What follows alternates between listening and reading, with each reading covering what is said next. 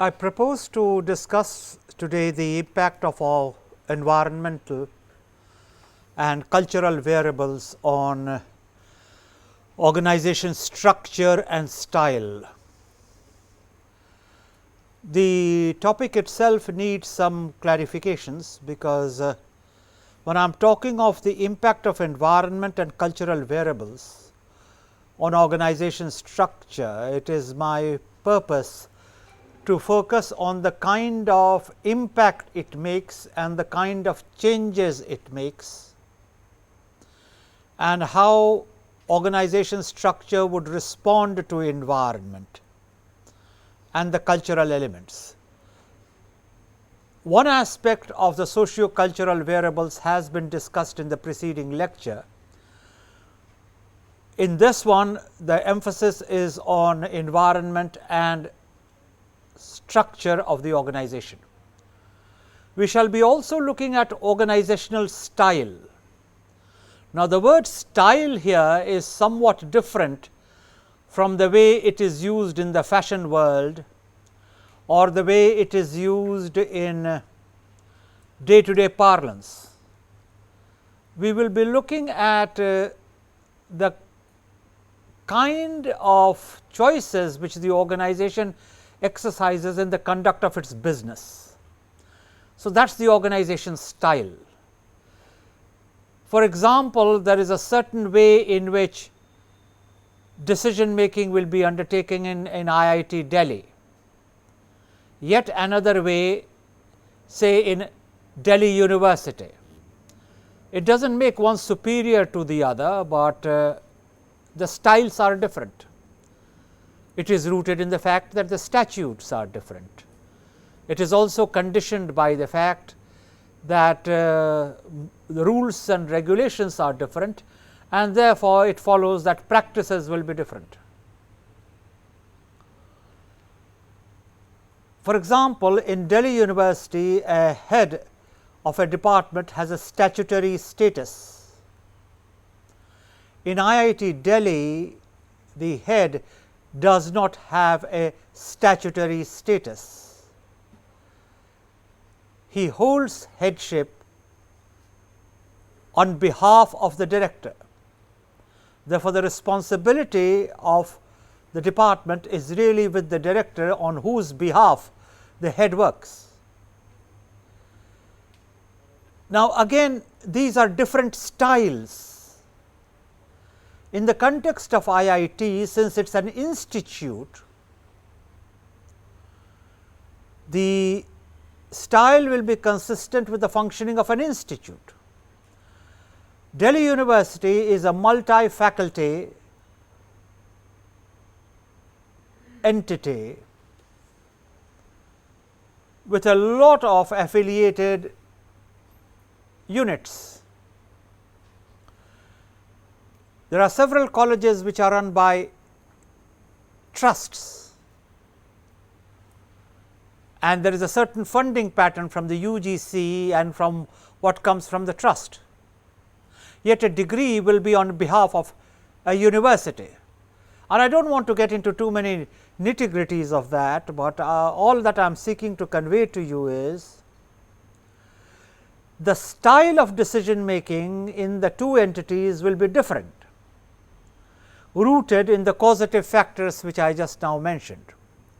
So, through this discourse on impact of environmental and cultural variables on organization structure and style, it is important that you understand the scope of the subject matter and not impart to it a layman's understanding on how it would work. The topics which I will be covering are the following: the external environment, which I have divided into two tiers, the first tier and the second tier. The first tier, that is the outer layer of the environment, will be taken up under general economy, suppliers, customers and competition. Not that these four categories are final or absolute or all inclusive, but somewhere to start the process of learning, it is important to have certain broad classifications with the general awareness that these classifications may be somewhat one of convenience to facilitate understanding, and that there is nothing sacrosanct about it. There is nothing absolute about it. In fact, it would not be even possible to claim that these are exhaustive classifications, but this is, to my way of thinking, a good point to begin the discussion. The second tier deals with political and legal forces, technology, international forces, customs, cultures, socio-cultural forces. Now, we shall go through them item for item and see what it has to do with both structure and style. The internal environment of an organization has been divided under two sets, those of the managers and those of the workers. In both cases, we will touch upon values and ethics and values. In other words, what are the values of a managerial cadre and the ethics of a managerial cadre which impact structure, and similarly the same questions will be asked on ethics, and then we shift the category to the workers and see what we have to say there. Now, generally it helps to look at organizations with a systems approach, and we have discussed that earlier on too.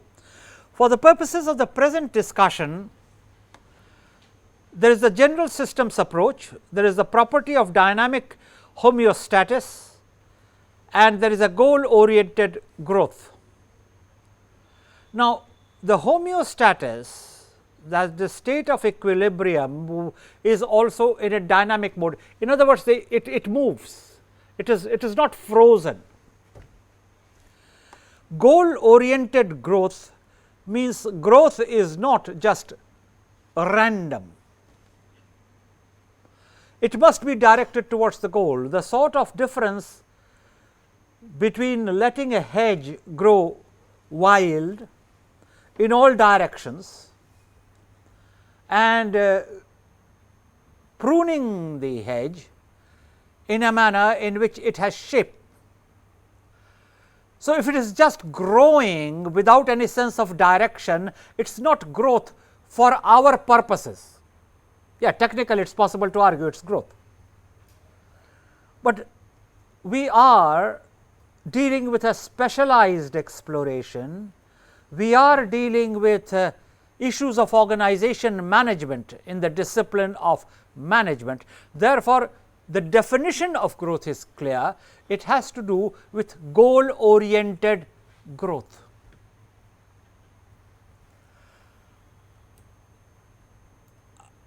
As I told you, the external environment is divided into first tier and second tier. It does not mean that it is a hierarchy. You can conceive of the tiers in a set of concentric circles. So, all that you have to understand is what are the set of interfaces with the environment that we wish to take up first. That is meant by first tier. Do not take it in a hierarchical way. If you put it in a circular mode, then you will understand first tier and second tier more clearly.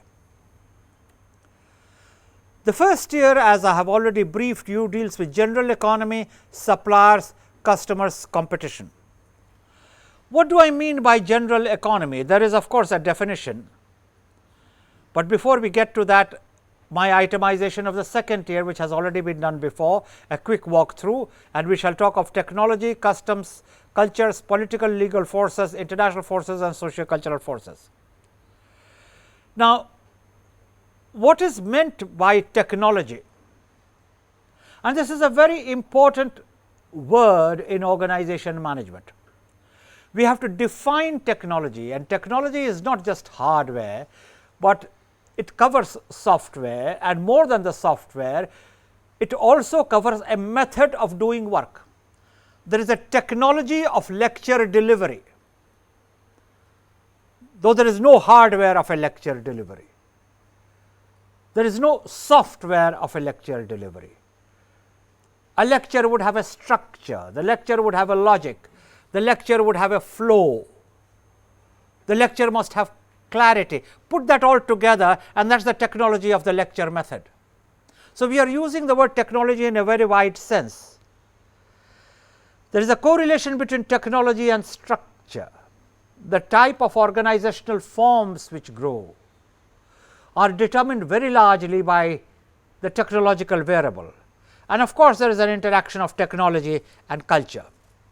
Before we get into that, let me explain to you the key words, as I was referring to a little while ago, on what is meant by general economy.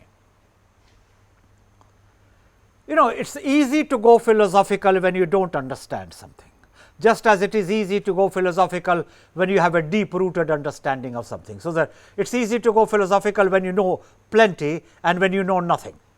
Trouble begins when somebody who knows plenty has to take on somebody who knows nothing, because then begins the puerile discussion. You know what actually happens is.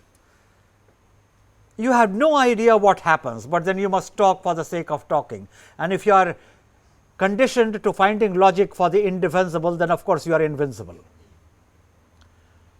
Remember what I said, if you are adept at finding logic for the indefensible, then you are invincible, then you can't be defeated, because you have nothing to say. So, what do you lose anyhow?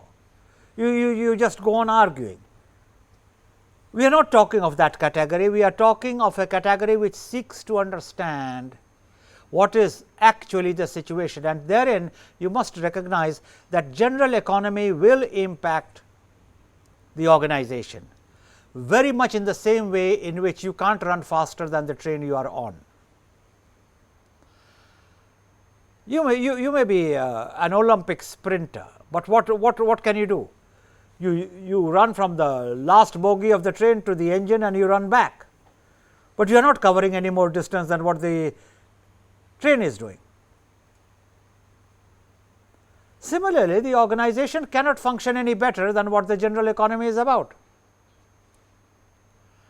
It will determine the supply chain management, it will determine the nature of the throughput process, it will determine the outcomes, it will determine your distribution networks, it will impact your marketing, it will have an effect on the accounts receivable. If there is short money supply, then obviously your payments will be delayed. If your payments will be delayed, then the funds available to keep the organization going will be sluggish. If those are sluggish, then of course, no matter what kind of technology you have in terms of the actual shop floor of the organization has very little meaning, because it won't work. So, general economy does impact the organization, and the structure is shaped to cope with that kind of environment. If there is a shortage, then there will be an emphasis on the supply chain management in terms of volumes. You will need a different kind of storage system. You will require a different nature of backups. On the other hand, if your supply chain management is adequate, you will focus more on quality, then your choices will be there. And I can give you several examples, but hopefully what I have said to you so far will help you to understand the relationship of general economy with the structure and therefore the style of functioning. Who calls the shots? The suppliers determine structure and style. It is well known that once you have bought a certain type of goods, or once you have brought an equipment, repeat order is not an issue, because the quality has been checked out, the prices have been checked out. Only if a time gap has passed which is larger than the normal level of confidence it would raise, then you will have to call for another tender to make sure the prices have not fluctuated. But say if it is from one week to another, the chances of fluctuations are not very high. And mind you, I am not talking of the exceptions, therefore, do not think of an isolated example where prices would change even in a week. We are talking of sufficiently large volumes of which there are a pattern. We are trying to introduce you to the subject. We are not talking of the rare examples of an exception. There are several ways of getting confused. One is pretending you understand when you are not even listening. The second is pretending to know more than what you actually know. The third, of course, is keep thinking of the exceptions, therefore, you will never get the dominant pattern. The important thing is first to get the dominant pattern, then you can get into the exceptions, which is why the adage has come, the exception proves the rule. I do not want to get into that kind of a discourse here, but I do wish you to understand that the nature of your suppliers will impact both your structure and style. In fact, if it is a proprietary item that the suppliers are providing, then the task is even easier. So, if you are positioned in a sector where you need proprietary items, proprietary means the item is exclusive to a supplier, it is he has proprietary control. So, it is not as if he is facing competition, that would happen when he has the exclusive patent rights to it, which is why even today it is popularly believed that the composition of the mixture which goes into the making of a Coca-Cola is a carefully guarded secret. They do not know it. I mean, many people really doubt that, but it is a good proposition.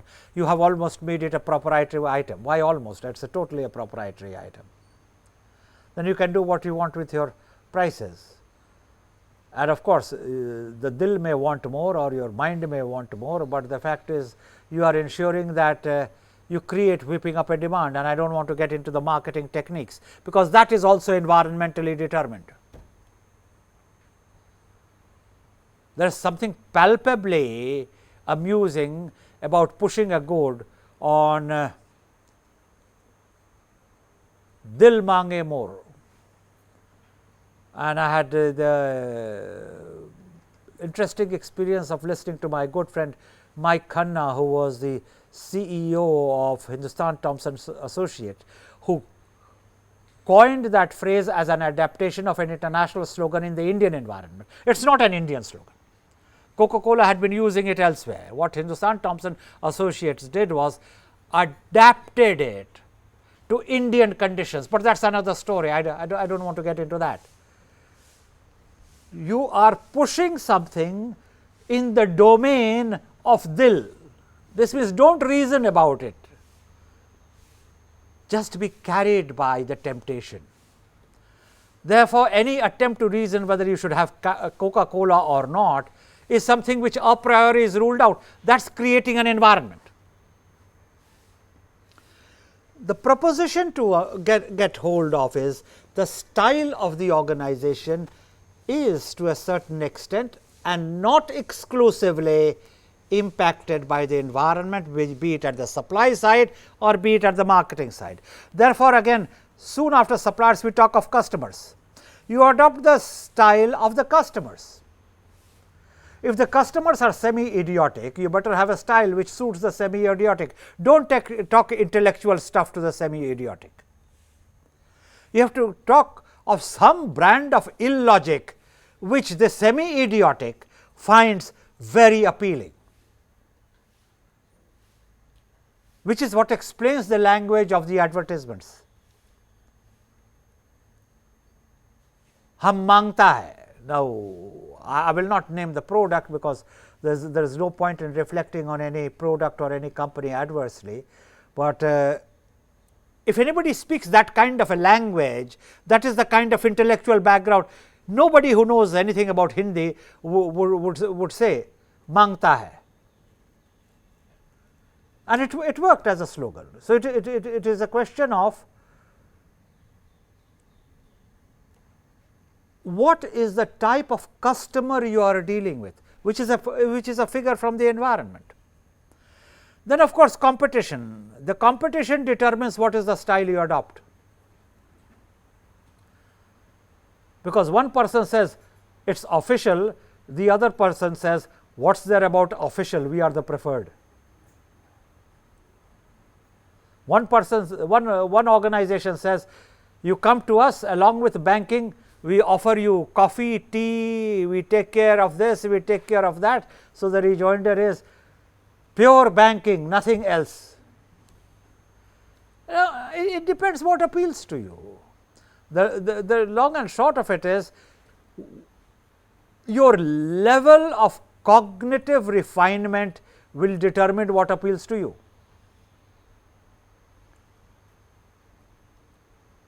One of my friends asked me a very interesting question several years ago.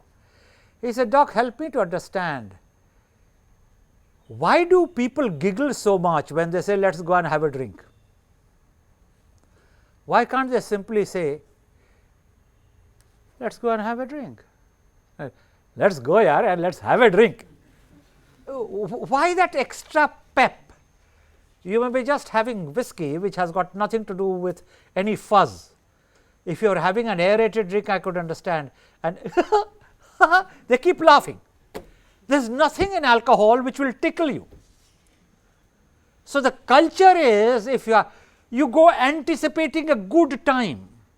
Now, if you go anticipating a good time, you tend to giggle, you tend to laugh, which is why merriment often goes with laughter. Nobody says, now give me more food so that I can stuff myself. You say something, get me more yaar, I really love it yaar. No, this is style being determined by the environment.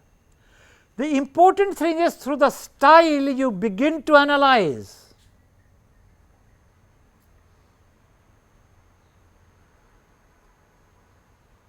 Therefore, the significance of the topic, impact of environment and culture on structure and style. Remember what I have told you at every occasion possible. There must be a felt need to do something. Why must this topic be studied at all? For the simple reason that it gives you an entry into organization management from the point of view of the significance of the interfaces. Note what I am saying, from the point of view of understanding the significance of the interfaces. How do two components interact with each other? Because this is a live interaction. The impact of environment on style, the impact of environment on structure, the impact of environment on culture.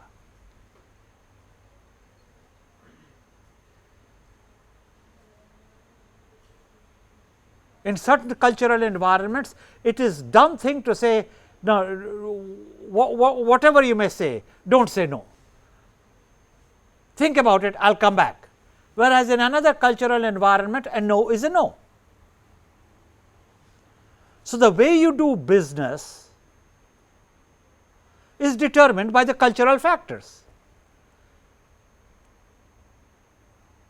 A lot of Asian cultures, everything is personalized. Do it for my sake. Why should I do it for your sake? Forget doing business on the level of do it for my sake. Even when you eat it for my sake. I can't understand that logic. Why must I eat for your sake? I am eating in my stomach. Why should I eat it for your sake? I know you are a very good cook. I have already had 3 vadas. Why must I have 5? Do it because I am asking. Why are you asking? But it is a dumb thing, especially if you have cooked specially for somebody. You are supposed to force that person to eat till he says, never again will I eat at your place. And what is more, you are expected to go on appreciating it. So, periodically you will be asked, how does it taste? Nice. Just nice? No, brilliant. Just brilliant. Hasn't it been cooked well? Oh, it has been cooked tremendously. Just say so na. Now, culture, you can't get away from it. And if you do not do that, you are the oddball. And the fellow does not even appreciate, he just ate it. So, what do you want me to do? or better still giving praise where it is not due. You know the food is terrible, but you keep eating and it keeps saying delicious, absolutely, never had anything so good in my life. In another culture they won't, they would just push it away and say change it, or I do not like it. No, how come you won't like it? You have got to like it. So, culture determines style, and while dealing with certain styles you have to find out, does this, when this person says yes, does he mean a yes? If he says no, does he mean a no, or his no is a maybe, or his yes is a maybe.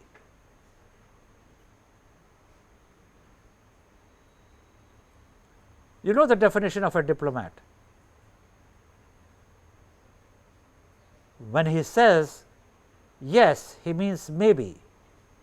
When he says maybe, he means no, and if he says no, he is not a diplomat. Now, if that is the kind of a diplomat you have to be, then you better have a new dictionary with you and keep comparing the profession and the conditioning. Then you better ask, is he a proper diplomat or is he a half-baked diplomat? Has he become an Indian Foreign Service officer through promotion, or has he been a direct recruit, or what is more, is he on deputation? Then you find out his background. It becomes an endless process. Complicated as it may be, the truth is that culture determines style in a very large extent, and that is where the equations do not work. That is where judgment becomes necessary, and that is where practice makes perfect. Of course, competition also determines structure and style, and I have given you illustrations there too. The second tier has got to do with technology, customs, cultures, political legal forces, international forces, socio-cultural forces. Let me walk you through technology in a greater detail, because that is one of the dominant determinants of both structure and style. So, there is a defining technology, the technology has to be defined, and I have done so already. There are types of technology. There is process technology, there is batch technology, there is unit technology. The amazing thing is, a lot of people who claim to have done engineering have no idea of how many different types of technology there are. Indeed, they do not even know the difference between technology, engineering and equipment. They talk of equipment as technology. No, there is a whole world of a difference between an equipment and a technology. Just as there are important distinctions between equipment and engineering. I am not going to get into niceties there, because we do not have the time, nor is it our brief. It is my job to explain to you the impact of technology, and therefore, I thought I will mention that there are types of technology, and there is a correlation between technology and structure, and there is an interaction of technology and culture. A manager of a textile unit behaves very differently from the manager of a software unit. Just get the two simples and get them to talk. You get behind a curtain by the language they use, by the way they refer, by the way they explain themselves. You will make out who comes from a IT sector and who comes from a textile sector. I do not want to make any generalizations here, which may not be very flattering, but the fact is IT people do talk in a certain way. The textile man does not talk that way. You meet them both to find out what is the difference. You will be able to make the difference yourself, you do not need to be guided here. Technology of work refers to the process by which an organization converts input to output. Now, this is again one component of the definition of technology, technology of work. So, let me repeat, technology of work is the methodology through which you convert an input into an output, which refers to knowledge, skills and techniques. The variations may be at the level of automation, mechanization, computerization. The variations may be at the levels of use of softwares. The variations may be at the level of teamwork or otherwise. And while working on a piece for publication today, I made a distinction which I think is very important and can be carried to an instructional situation. The basic unit of development at work is rarely an individual, it is always a team. Because work is always team related, performance is always team related. Even my presentation here is a team effort. There are people working in the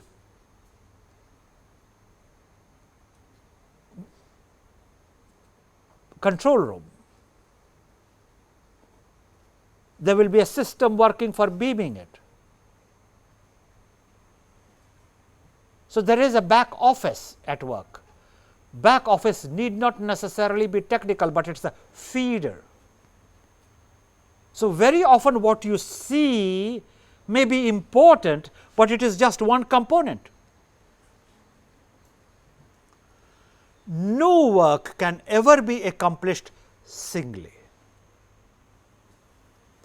In fact, the quip is that the era of heroes like Napoleon or Alexander are over. There will be no Napoleon anymore.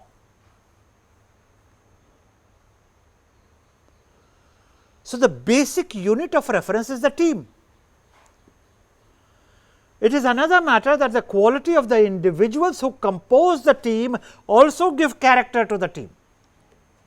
But it is another story, we have referred to it and we may be back on it depending upon the circumstances of the topic which we are talking about.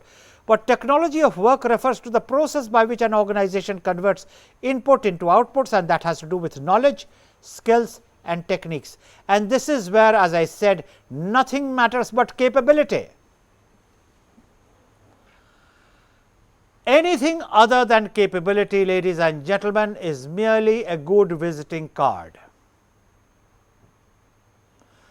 If you have a visiting card of certain order, it will give you a quicker appointment.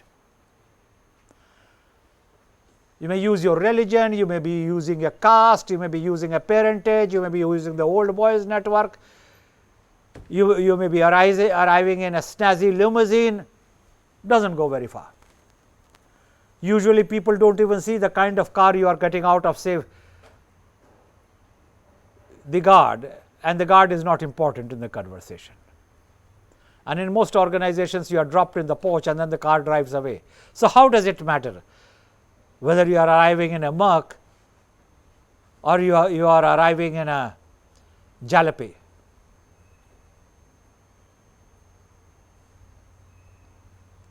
The key word in organization management has been, as has been abundantly emphasized, is capability. Dropping the name of your great granduncle who owned 3/4 of Madhya Pradesh is no good. First of all, such an uncle does not exist. 2, even if he did, so what? Your great granduncle or granduncle or uncle, no matter what generation he came from, is not going to get the job. You are going to get the job. And believe me, if the organization is worth anything, they will not let you keep the job if you can't perform. Because you can't run an organization full of 190 people, none of them know their job. Then there is no organization. And this needs to be absorbed by every student of management. Forget about everything else. Focus on capability. The other assets may or may not be of use. It is not for me to comment on it or discuss it here, but it is important for me to tell you Work technology refers to your knowledge, skills and techniques, which then become the knowledge, skills and techniques of the organization, which is how the organization functions, and indeed which is how the organization makes money, which is how the organization makes profit, which is how it would pay your salary. If the organization is not earning, you will not get your salary. How long can an organization work in deficit? If you talk of it in financial management terms, if there are no profits, you are eating into your capital, and if your capital keeps getting corroded, your organization will go kaput, which is the German for collapse, even before you can say Jack Robinson, which is an American expression. So, for global students, which is fashionable these days, everyone must be a global student with a global curriculum, with a global spread. Everything is global. Nobody needs to worry about his house anymore. Business school after business school, they are designing global curricula. Baba, that's great. By all means, create managers for the global empire. What about my little place where I want a few chocolates made? What about my ways of processing agricultural products so that the paddy gets converted into grain which I can then buy? Who makes those little things with global syllabus? You see, all I am wanting to do is nothing wrong with having a global syllabus and creating a global mindset for a global village. By all means, bless everyone with that. But those are not the only needs. Nothing against anyone or anything. But create the local. And believe me, there is more money in the local than there is in the global. Ultimately, it does not matter what is cooking in a 7-star deluxe hotel kitchen. What matters is what is cooking in the kitchen of your little hut, because that is what you will eat.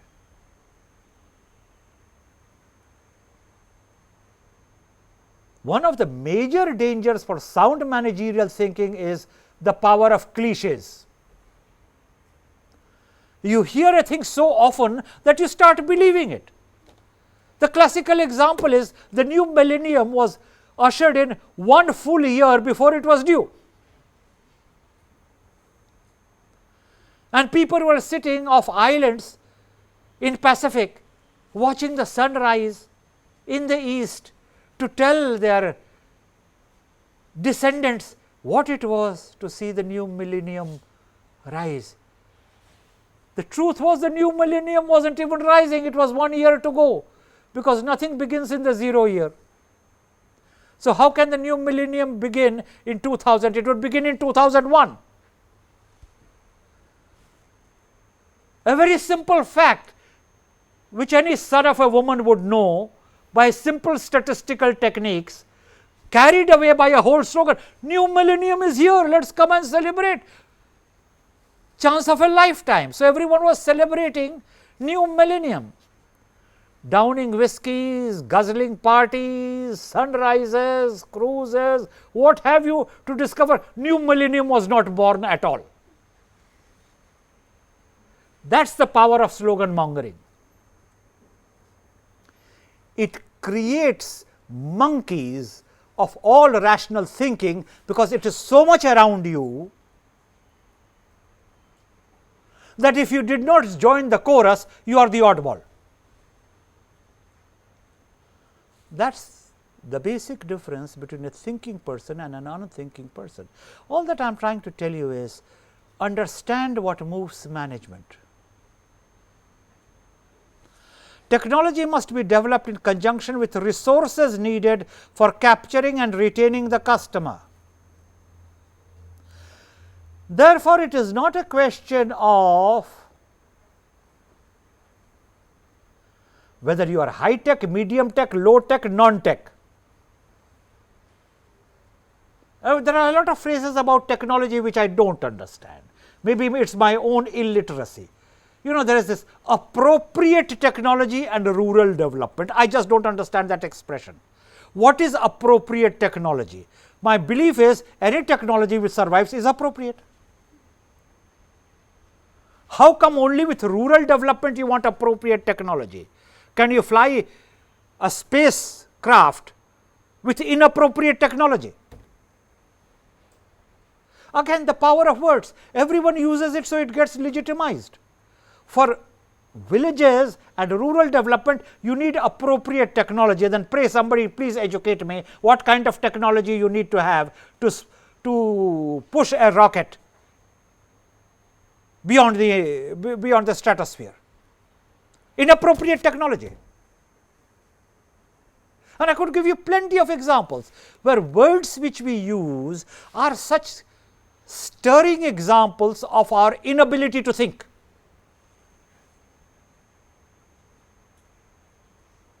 Therefore, the point I am trying to make is technology must be developed in conjunction with the resources needed. There is nothing grand about high tech. Everyone wants to go high tech. I do not understand why. I would much remain low tech. The newspapers today had it, if you care to go through it, that there are jams so large around Beijing that trucks are stranded on such a broad trunk route as Tibet Beijing, which were supposed to carry essential goods to Beijing. Now, of course, development is more cars. Somebody told me you are putting 5,000 cars on the streets of Delhi every day. Now, where do you drive it to?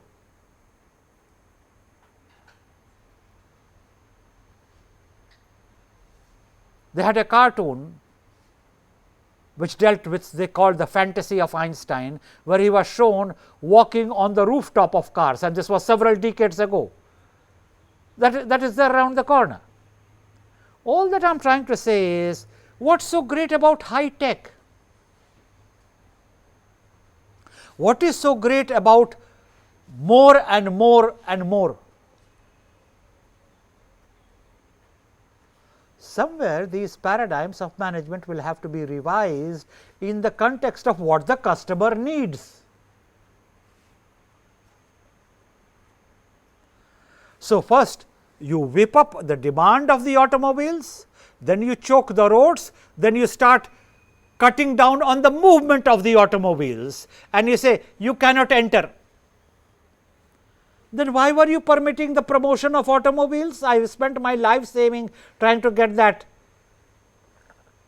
car to compete with my brother-in-law because I had to satisfy my wife.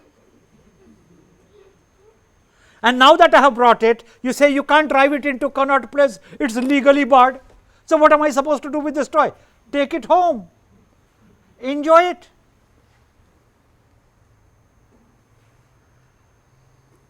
Ultimately, technology has to be developed with reference to the user profile.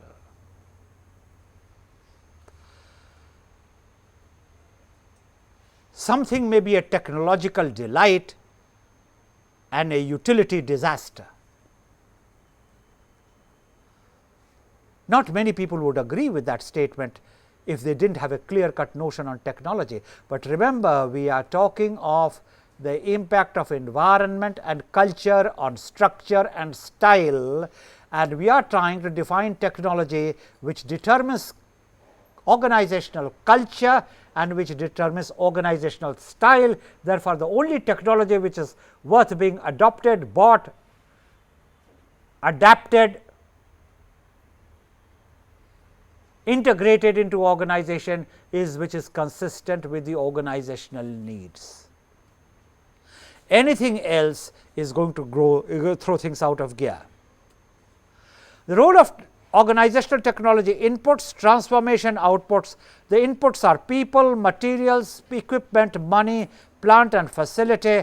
The outputs are product, service, job satisfaction, profits. Under the transformation process comes mass energy conversion. Mass energy conversion is the only thing which adds value to a proposition or a product or a service. There are different types of technology, and of course, I shall refer to a host of Western authors, because they are the serious ones worth referring to in popular perception, and no discourse of this type would ever be considered complete without reference to several Western authors and at least find out what they have got to say. One day it will be useful also to find out what is the anti version and what did the people who did not come from the Western background have to say. For example, if ultimately the sources of energy run short, which they will one day, and if there is so much pollution that your lungs are affected and your breathing is affected. I remember about 6 or 7 years ago getting out of a train at the Dehradun station, there was so much pollution that my eyes were shedding. Tears is the only word which goes from what comes out from the eye, but it was painful. So, you can take it as tears.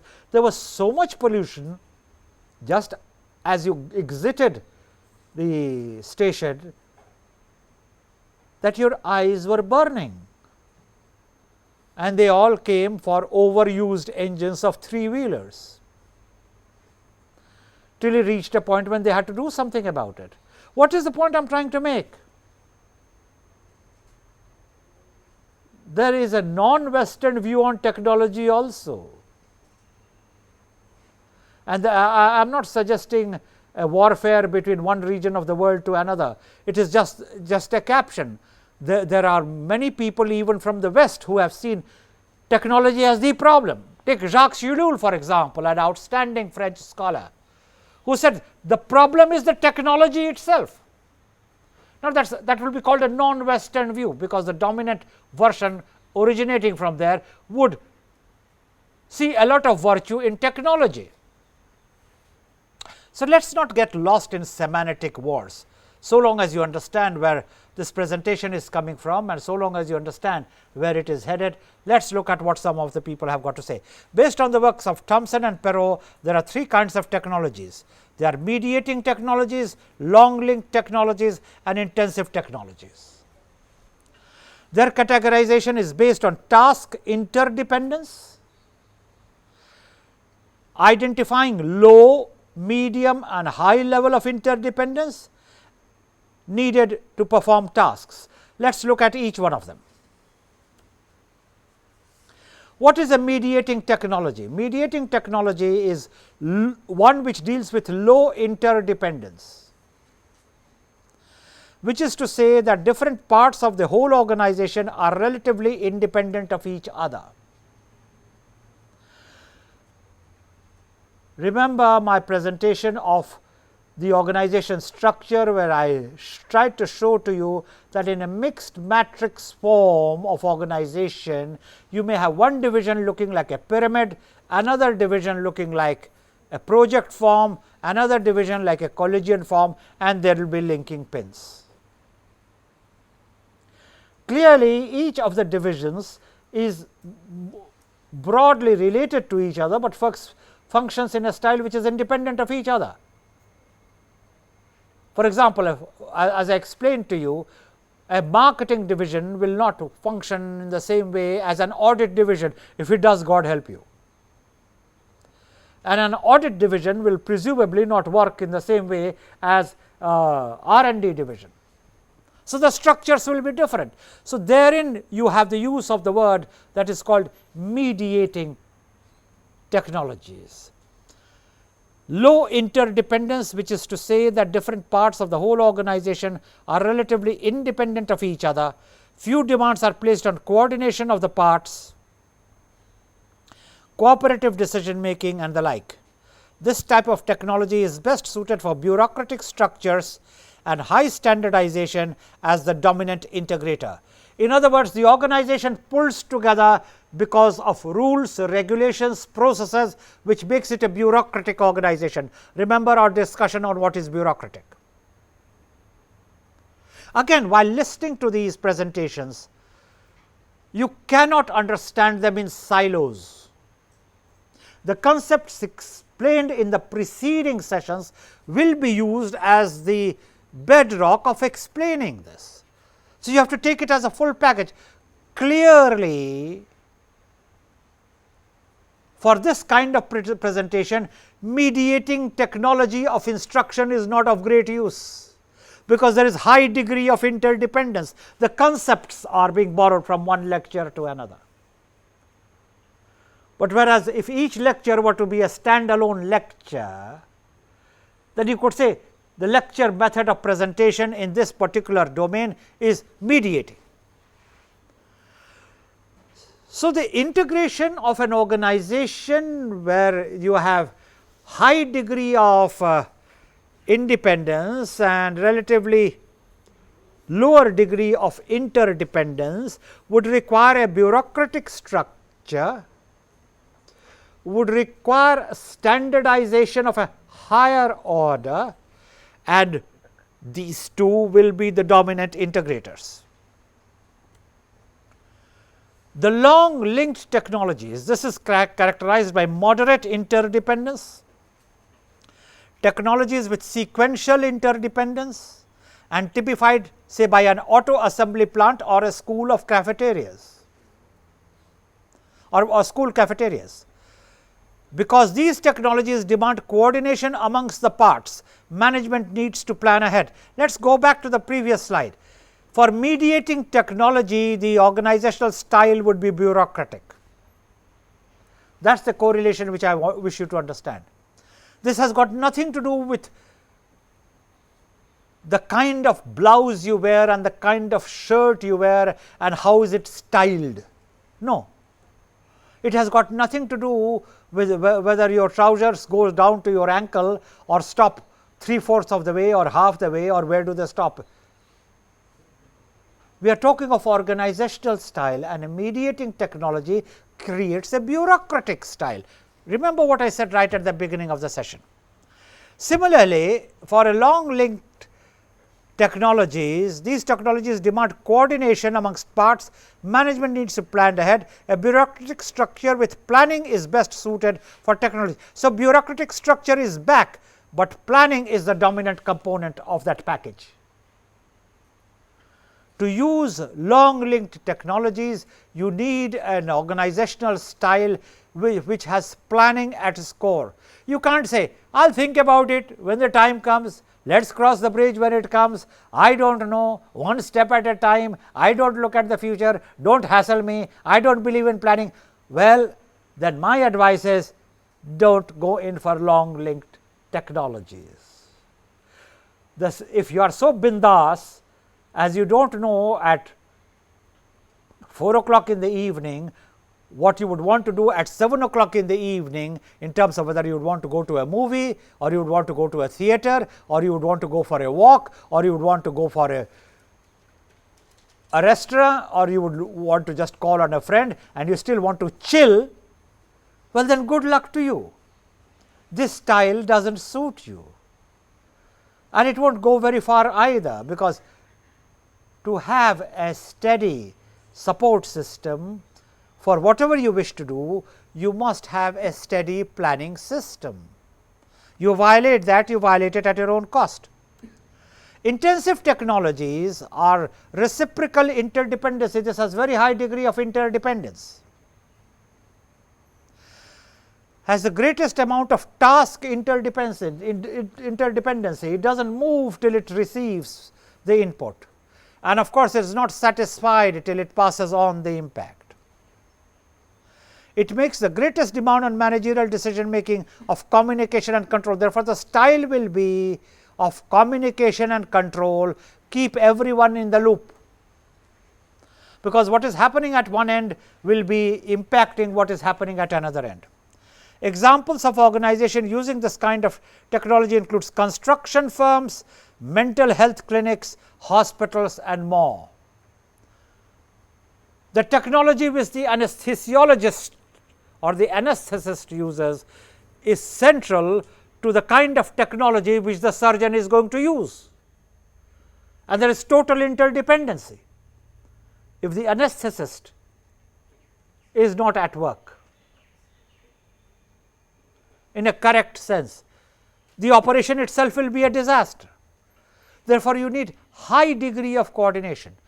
Unlike what I was trying to explain in mediating technologies, where you could work in fairly isolated silos and yet the work will go on. So, in a mediating technology, the style is bureaucratic. In a intensive technology, the style is of coordination.